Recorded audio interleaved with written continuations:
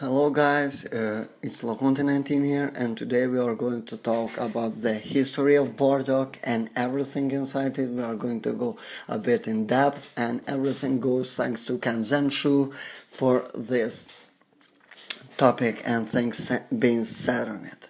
So without any further ado, we can now begin. Most of the material in Dragon Ball Z TV series is based on the original manga. Material that is new to the series is called filler. It fills up the time between events that were presented in the original manga. Sometimes this filler can create inconsistencies. However, to animation, the company responsible for the anime, as you all know I believe, would sometimes create new stories and characters that would contradict the original story or plot points that original author Akira Toriyama would introduce later on the series. Generally, Toriyama would ignore this filler and continue with his story. But there is one example of filler, and that, however, became even so slightly incorporated into the manga storyline. And what would that be? Oh yeah, there was a guy named Bardock. The design of Bardock. Toriyama was consulted for the character designs for a great deal of movie and TV special characters.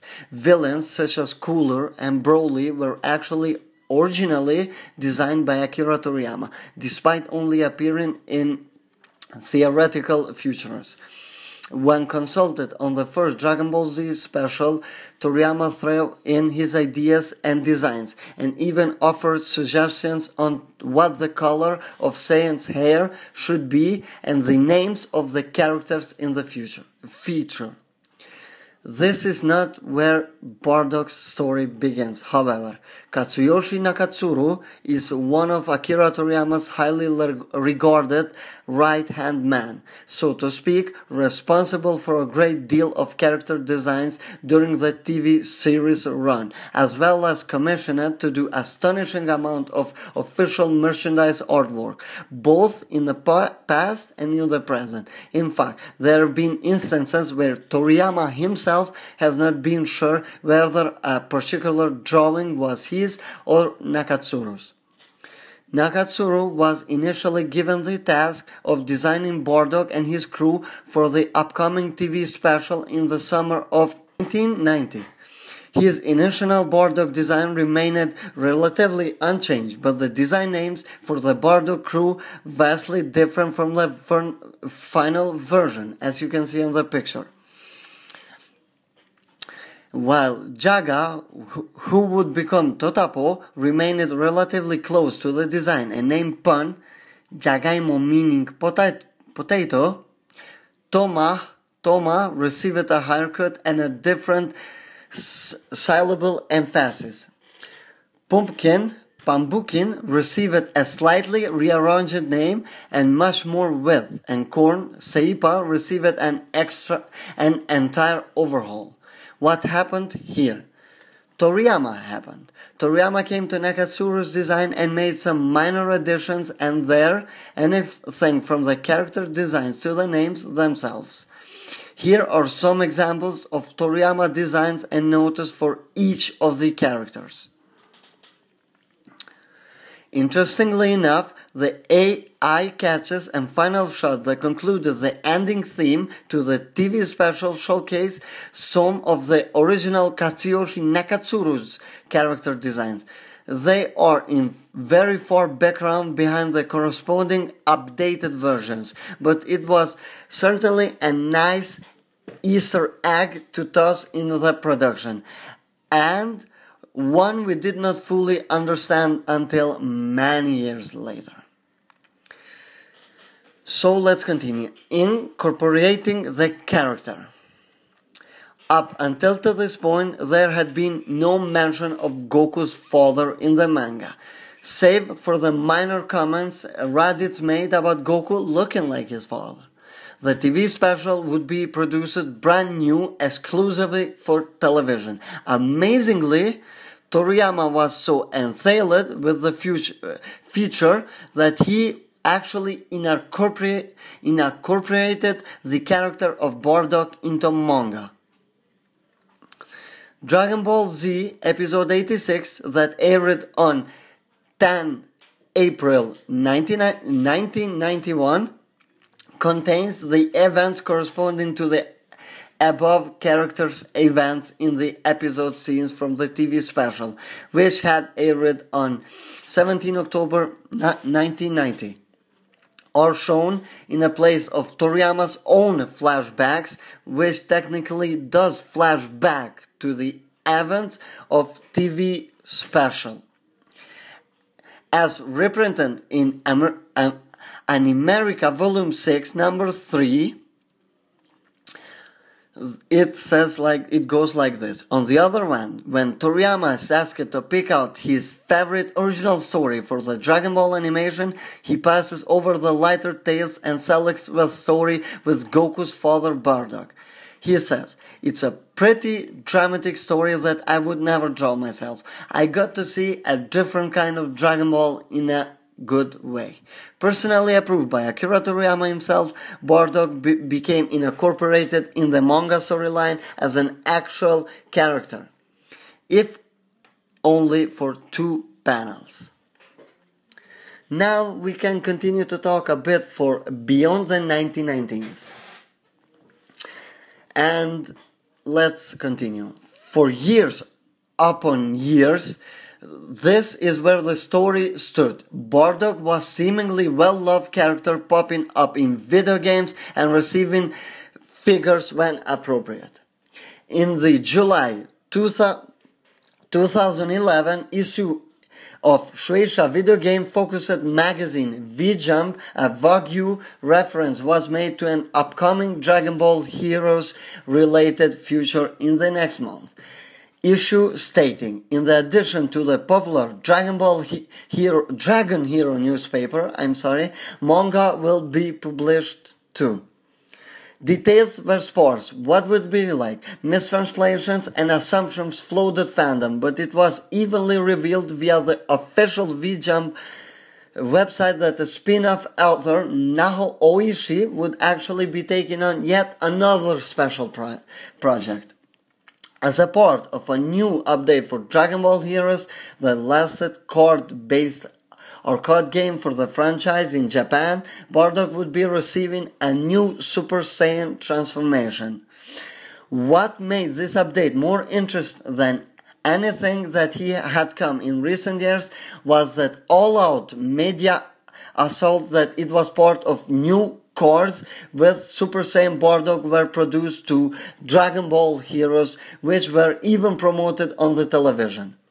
The original Bardock TV special, along with the Trunks TV special, would receive a high budget, allowing newer fans to experience the character's origin for the first time and long time who did not own the expensive Dragon Box sets to pick up as well. Finally, the special project from Naho Oishi would be a spin-off manga entitled Episode of Bardock, a new story created as sequel to the original TV specials. The story would be released in 3 parts over the course of August, September and October 2011 on V-Jump issues. I don't really want to do a full breakdown of this storyline in Episode of Bardock, so maybe that is for another day. But let's continue for this. Soon afterwards, in November 2011, it was announced that the pages of V-Jump, that Episode of Bardock, would be receiving an animated adaptation. And I think all of you know for what I'm talking about.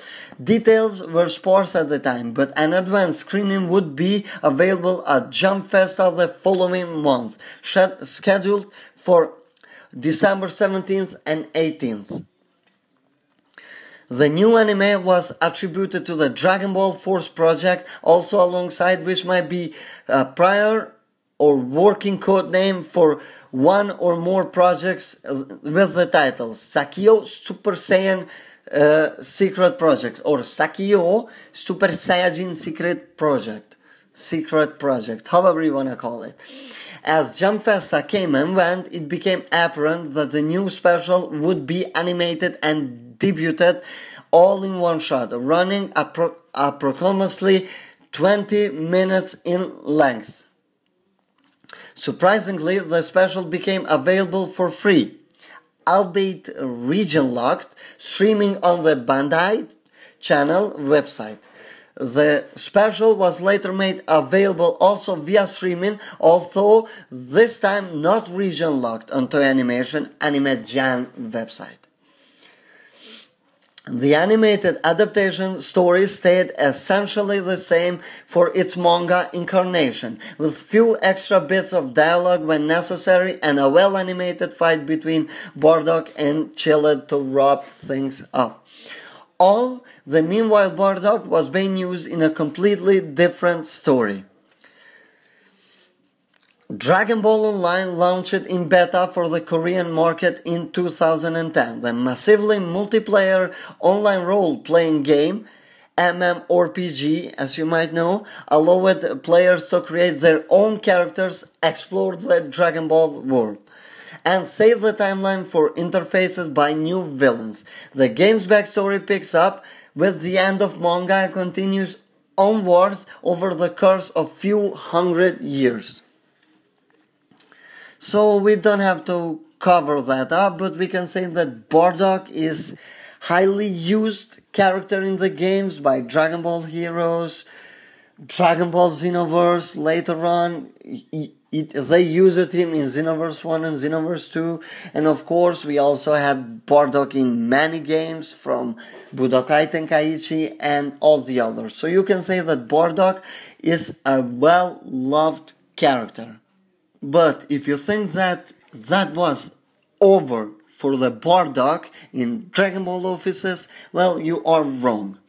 In 2014, the original manga creator Akira Toriyama himself decided to do a story for Bardock. Though Toriyama had shown Bardock in the manga and hinted at his ultimate fate, the actual story surrounding these events was however not shown. Fans had, logically enough, assumed that the events of original TV special happened in the manga. After all, if Toriyama went so far to not only draw a portion of these events, but constantly praise them over a period of decade, why would that assumption ever change? A special Akira Toriyama Super Q&A in March 2014 issue of Saiko Jump teased a massive bombshell. Goku's mother would be revealed in the collection edition of Dragon Ball Minus. I believe all of you have heard a bit about Dragon Ball Minus and what that is. Indeed, that revealed Jin as the mother of Kakarot and wife of Bardock. Most shocking is that Bardock, showcased in Minus, appears to be an entirely different Bardock than we had to know for so long.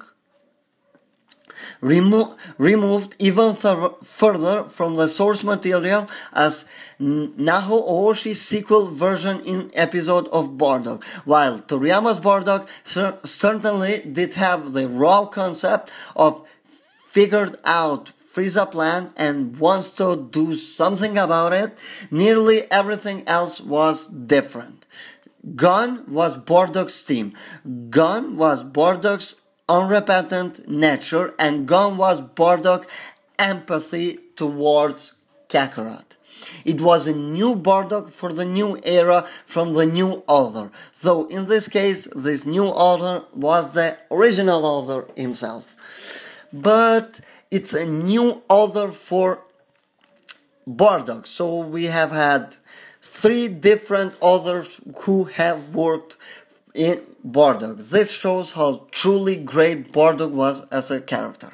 But let's continue. Despite Toriyama's new take on character, Bandai Namco was not done with Time Breaker Bardock in terms of video games appearances. In 2015, 2015 for the fourth string of major updates to their card-based arcade game Dragon Ball Heroes, the company dove back in the remnant of Dragon Ball Online.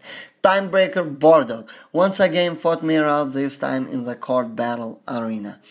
Perhaps more so than any other character, Bardock is one that authors and game designers feel can be resurrected and reimagined again and again and again. And as for Bardock coming back this time to meet his son Goku and all the other Z fighters and everything else, and maybe Frieza, you never know.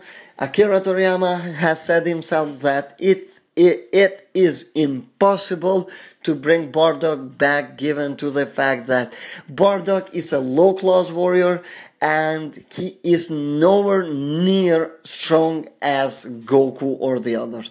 Basically, what Toriyama said is that Bardock wouldn't even be able to fight Krillin. Not even Krillin, even Yamcha. Yamcha himself is far stronger than Bardock. So it doesn't make quite some sense for Toriyama in battle sense to bring back Bardock. But could we see that? Well, you never know, because there have been things that Toriyama has changed it, and opinions that have changed it, despite the fact that he's not writing the Dragon Ball Super. He is still the biggest guy there, you could say, and everything has to take his approval. So, you never know, we might see Goku and Bardock reunion, because Goku doesn't remember him, and it would have been kind of cool. Or maybe why not do a spin-off or something like that? Just give us that, because I think everyone is eager to see Goku and Bardock actually meet with each other. But yeah, guys, this will do for it. I hope this video was good enough for you guys and you got the information that you wanted on it. So make sure to leave a like, comment your thoughts down below, and subscribe to the channel for more content. Until the next time, have a great